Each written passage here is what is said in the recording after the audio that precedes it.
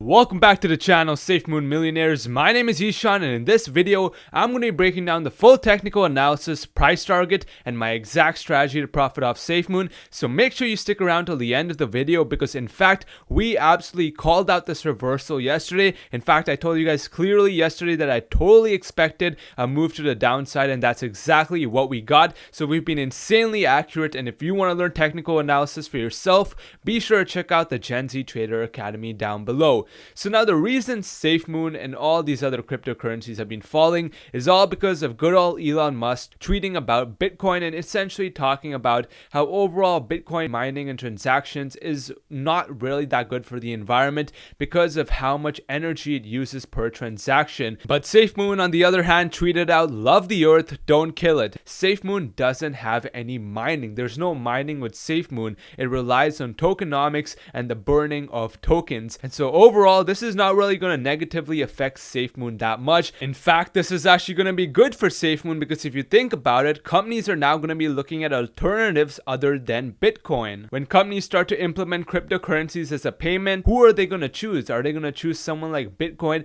that might not be that good for the environment, or someone like Safemoon, which potentially is one of the biggest hype cryptocurrencies out there right now, totally changing the game with their tokenomics system, right? So those are just some things to think about, which I think could really benefit Safemoon going down the road. And as we talked about in yesterday's video, there being new exchanges, all of that, the Simplex integration is a game changer. So all around, just great fundamentals lining up. So this so-called crash or dip, as many people have been calling it, is really just a buying opportunity. I mean, into this dip, you know, a lot of tokens have been burnt just into this dip. A lot of people are seeing redistribution into their wallets. So in a way, this dip is healthy. Like I've been saying, dips are healthy with Safemoon, especially with a crypto like Safemoon, where tokens are burnt when anyone sells. Any dip is a healthy dip, and it gives the opportunity for people that have been waiting to load the boat to really just enter. So now that you've gotten an understanding of the fundamentals, let's talk about the technicals.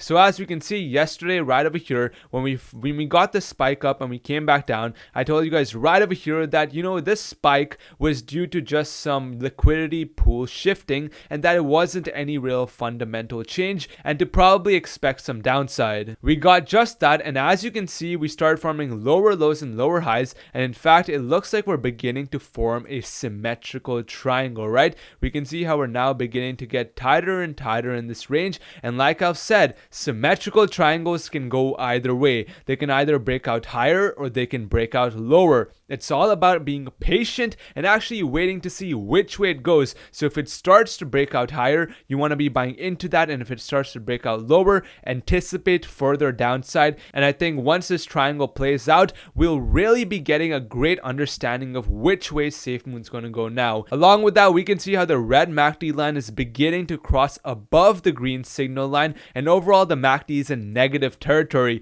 So this is signaling the potential for buyers to reclaim the momentum and for us to see a momentum shift to the upside. Along with that, even the RSI has dipped down, you know, to about 30, showing that it's oversold. So overall, at this point, it's all about waiting to see which way this triangle breaks, and overall the indicators are pointing to a potential reversal to the upside just because of the way they're lining up in negative territory. However, one thing I'm not liking is that on the 4-hour chart, the MACD line has dipped below the signal line, showing that buyers are now losing the longer term momentum. Because we're on a longer term time frame, it shows more accumulation, and that's why this is actually in a way bearish. And the fact that even on the RSI, we can see how we formed a bearish divergence. Despite Safemoon making a higher high, the RSI formed a lower high, essentially diverging from what Safemoon is actually doing, and showing that again buyers are beginning to lose their steam. And that's another big reason why I told you guys to anticipate a potential pullback yesterday. And in fact, we can see we've even broken below the 9 EMA, which is this blue line. As we can see, when we're above the 9 EMA and we're pulling back and turning it into support, we can see there's an uptrend. But when we're below it, we can see how the trend shifts lower. And another thing you'll notice is that we can see how we've been forming higher highs and higher lows on this 4-hour chart, right? But today we've broken out of this channel, right? We've been forming this pattern, but we've broken out of this channel. And look, guys, I'm not trying to be bearish. I've been telling you guys a lot of bullish things about Safemoon.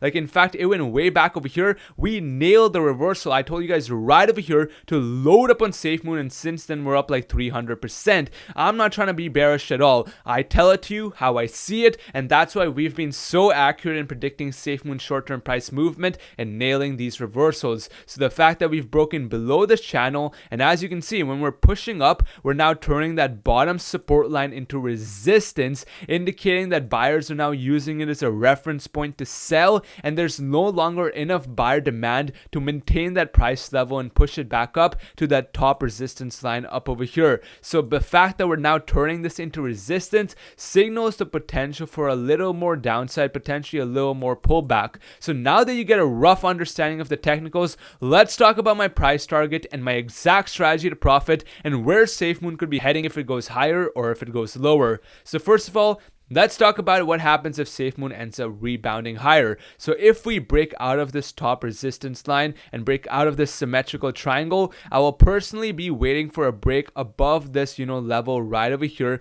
where we had a very strong resistance. This about, 9237 level is a very strong resistance level. We had resistance right over here, resistance over here. So until we can break above this level, there's not going to be much chance of a reversal, because as you can see, we've been really struggling past this level right over here. So until there's enough buyer demand to maintain this level, there's a lot of potential we continue trading sideways or go lower, because we need that buyer demand. If we need to go higher, this is that key resistance level that we're needing to break. So until we can, break above, pull back, turn it into support and follow through higher, I would only then be buying into that follow through, because even right over here, guess what, we broke above but we couldn't pull back and follow through higher. There was no follow through, right? That's a false breakout. So for a real breakout, you want to wait for a push up, a pullback that validates the 9 EMA as support to show that buyers are committing to the trend, and once it follows through higher, you want to buy into that. And on a move higher, Safemoon could be heading a lot higher. Like if I actually place in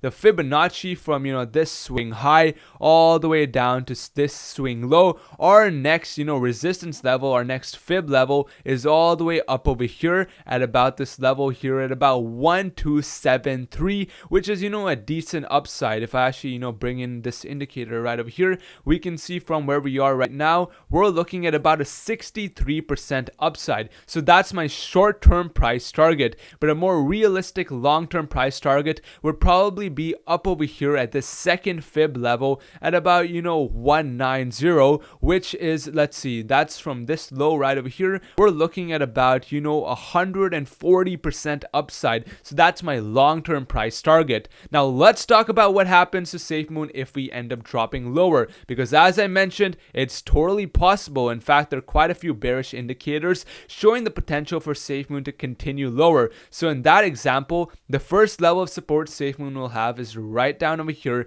at about 688, where we had support right in this area right over here. This is going to be a key level of support, not just because we had support in this area right over here, but if we again place in our fib line from this swing low all the way up to this swing high, we can see that that level right over here is also the 50 retracement on our fib level, right? This support level is our 50 level, and this is crucial. In fact, even yesterday, I told you guys right over here that we'd most likely pull back to our 50 level, and that's exactly where we bottom today. So the reason the 50 is so important is that it's like the midpoint, right? We got our 100, we got our 0, and we got our 50. So if we break below 50, essentially that shows that buyers are no longer in control and to expect further downside. But if we maintain that midpoint of the Fibonacci and bounce from the 50 like we're kind of trying to do at this point, that's a bullish indicator and shows that buyers are committing to that price level and they're trying to maintain it. So this 50 Fibonacci level is going to be crucial on a break lower, and if we break below that,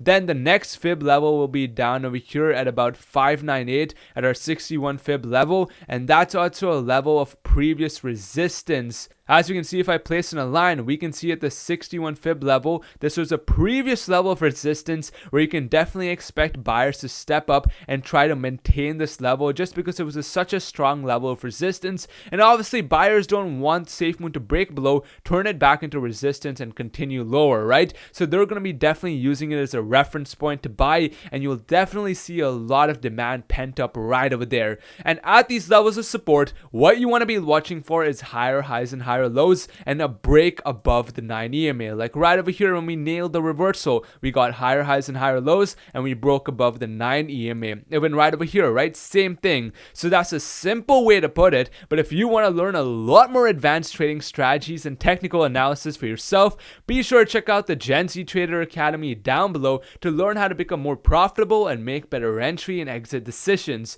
With that being said, I'll see you guys next time. Take it easy, clocking out for now. Peace.